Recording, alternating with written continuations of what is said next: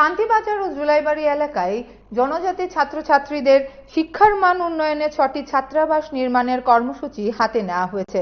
মঙ্গলবার ভার্চুয়াল অনুষ্ঠানের মধ্য দিয়ে এই ছাত্রাবাসের শিলান্যাস করলেন কেন্দ্রীয় শিক্ষামন্ত্রী ধর্মেন্দ্র প্রধান। এই উপলক্ষে অনুষ্ঠান হয় জুলাইবাড়ি কোয়াইফাং বাজারের কমিউনিটি হলে। উপস্থিত ছিলেন এলাকার বিধায়ক তথা মন্ত্রী শুক্লাচরণ নোয়াতিয়া। ওই এলাকার বীরেন্দ্রনগর দ্বাদশ শ্রেণী বিদ্যালয়ের জন্য 50 আসন বিশিষ্ট ছাত্রাবাস এবং 50 আসনের ছাত্রী নিবাস হবে বলে জানান মন্ত্রী। অনুষ্ঠানে উপস্থিত ছিলেন দক্ষিণ জেলা শাসক মোহাম্মদ সাজ্জাদ পি, জুলাইবাড়ি পঞ্চায়েত সমিতির chairman Tapas Dutta, vice chairman Keshab Chowdhury, BSC chairman Ashok Mog, vice chairman Jiti Ram Tripura, শিক্ষা দপ্তরের আধিকারিক বিকাশ দেবনাথ।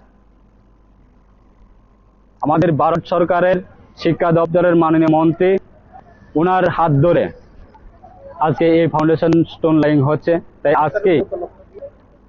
আজকে এই যে প্রকল্প চালু করার কারণটা হচ্ছে দেশের প্রত্যেকটা জনজাতি অংশে বিগত সরকারের সময়ে বা বিগত প্রধানমন্ত্রীর আমলে যেভাবে জনজাতি অংশকে যেভাবে ডিপ্রাইভ করে রেখেছেন, আজকে আমরা জানি আমাদের রাজ্যের মাননীয় মুখ্যমন্ত্রী প্রাক্তন মুখ্যমন্ত্রী বিপ্লব কুমার দেব হাত ধরে এবং বর্তমান রাজ্যের মাননীয় মুখ্যমন্ত্রী প্রফেসর ডক্টর মানিক শাহ মহোদয়ের হাত ধরে এবং দেশের প্রধানমন্ত্রীর সহযোগিতায় আজকে আমাদের ত্রিপুরাতে জনজাতি অংশের শিক্ষার ব্যবস্থা সেটাকে প্রত্যেকটা জনজাতি অংশের মানুষের কাছে পৌঁছানোর জন্য আজকে এই উদ্যোগ। তাই আগামী দিনে আমাদের বিশ্বাস আজকে ভারত সরকার দেশের প্রধানমন্ত্রীর নেতৃত্বে ডিজিটালাইজেশন হচ্ছে এবং রাজ্যের মাননীয় মুখ্যমন্ত্রীর নেতৃত্বে ডিজিটালাইজেশন হচ্ছে।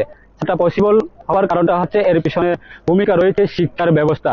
আজকে মানুষের কাছে যদি শিক্ষা না পৌঁছত, শিক্ষার ব্যবস্থাগুলি যদি গ্রামীণ এলাকা না পৌঁছত, আজকে সেই ডিজিটালাইজেশনের বিভিন্ন ধরনের সুযোগ সুবিধা গ্রহণ করার মতো স্কোপ থাকতো না হতো।